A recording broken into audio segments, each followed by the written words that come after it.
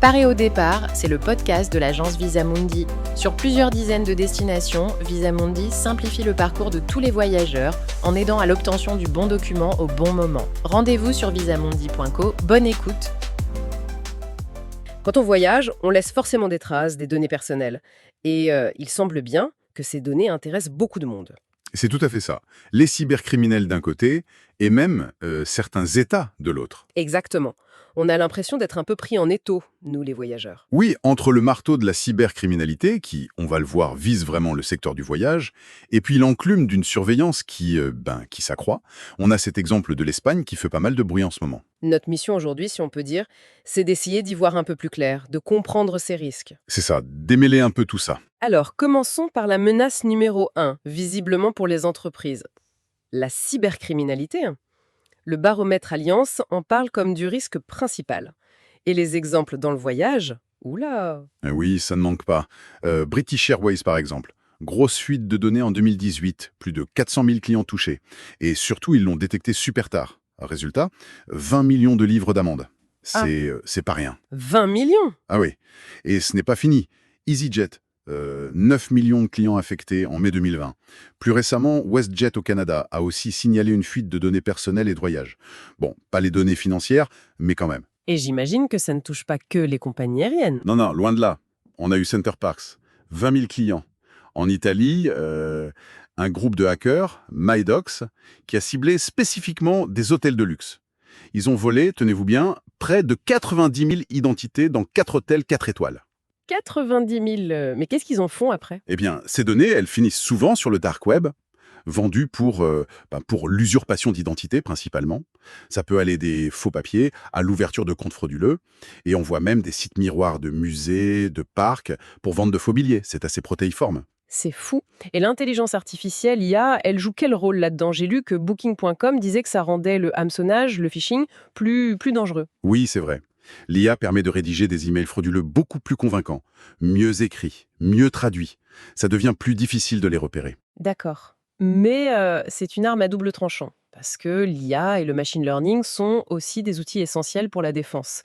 Booking.com, justement, dit bloquer des dizaines de millions d'emails de ce type chaque mois grâce à ces technologies. Ah, donc ça sert aussi à se protéger. Heureusement, oui. Les entreprises réagissent, elles forment leurs équipes, font des simulations d'attaques. Voyageurs du Monde, par exemple, avait carrément refusé de payer une rançon en 2023. Il y a une vraie prise de conscience. Bon, ça, c'est la défense contre les acteurs malveillants, les criminels. Mais l'autre aspect que vous mentionniez, c'est quand ce sont les autorités elles-mêmes qui collectent nos données. Et l'Espagne a mis le paquet, apparemment. Ah oui, là, c'est une autre échelle. Depuis décembre dernier, il y a un décret royal, le 93-32-2021.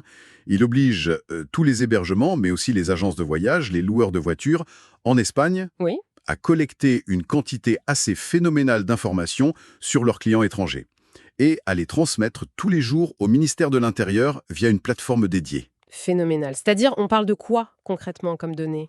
La liste est longue, très longue, au minimum 13 types d'infos, mais ça peut monter jusqu'à 42 pour un hôtel et même plus de 60 pour une location de voiture. Ça va de l'identité complète, coordonnées, date et lieu de naissance, aux liens de parenté entre les voyageurs. Les liens de parenté? Oui, et aussi les détails du paiement, la carte bancaire utilisée, et même, attention, les habitudes de voyage des 3 dernières années. Attendez, les habitudes de voyage. Mais pourquoi faire? Quelle est la justification officielle? Officiellement, c'est pour la lutte contre le terrorisme et la criminalité organisée. Le secrétaire d'État à la sécurité a même cité 18 000 arrestations lors d'une phase de test pour justifier la mesure. D'accord, l'argument sécuritaire classique. Mais j'imagine que ça ne plaît pas à tout le monde. Pas du tout. Les professionnels du tourisme espagnol, la CHAT, et même européens, le CTA, sont vent debout. Ils parlent de Big Brother, d'une mesure illégale, disproportionnée. Ils s'inquiètent beaucoup d'une possible violation du RGPD, le règlement européen sur la protection des données. Oui, ça semble assez limite quand même. Ils craignent aussi l'impact sur le tourisme, qui pèse lourd en Espagne, environ 12% du PIB. Et puis, il y a le risque si cette énorme base de données venait à être piratée. Les conséquences seraient désastreuses. La CHAT a d'ailleurs lancé une action en justice. On comprend leur inquiétude. Et les voyageurs, nous, comment on réagit face à ça? On nous demande tout ça à la réception de l'hôtel? Visiblement oui. Les retours sont mitigés. Certains acceptent, bon, si c'est pour la police. D'autres sont franchement inquiets de savoir où vont leurs données et qui y a accès. Le problème, c'est que si on refuse de fournir ces infos, l'établissement peut refuser le service. Ah oui, donc on est un peu coincé. Et les entreprises qui ne respecteraient pas le décret risquent de très grosses amendes, jusqu'à 30 000 euros.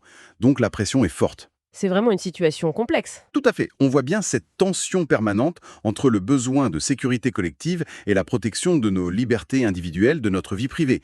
Trouver le bon équilibre, c'est compliqué. Oui, Mais, et c'est important de le noter, face à ces menaces et à ces collectes massives, il y a aussi des acteurs qui, eux, prennent la protection des données très au sérieux. On peut penser par exemple à des agences spécialisées dans l'obtention de visas, comme Visamundi, qui est membre fondateur de l'alliance GDPR. ah oui. Oui, elles intègrent vraiment la sécurité et la conformité au RGPD au cœur de leur processus. C'est un peu un contre-exemple qui montre qu'on peut essayer de faire les choses différemment, en mettant la confiance et la sécurité des données au premier plan. D'accord, c'est une nuance importante. Donc si on résume un peu, nos données de voyage sont vraiment sous pression. D'un côté, le risque constant de se les faire voler par des cybercriminels qui utilisent même l'IA pour être plus efficaces, C'est ça? et de l'autre, une collecte de plus en plus large par certaines autorités au nom de la sécurité, comme on le voit en Espagne. La vigilance est donc de mise, pour tout le monde. Absolument. Et ça nous laisse avec une question de fond, je crois. Dans ce monde où on veut voyager, et voyager en sécurité, bien sûr, mais où on tient aussi à notre vie privée.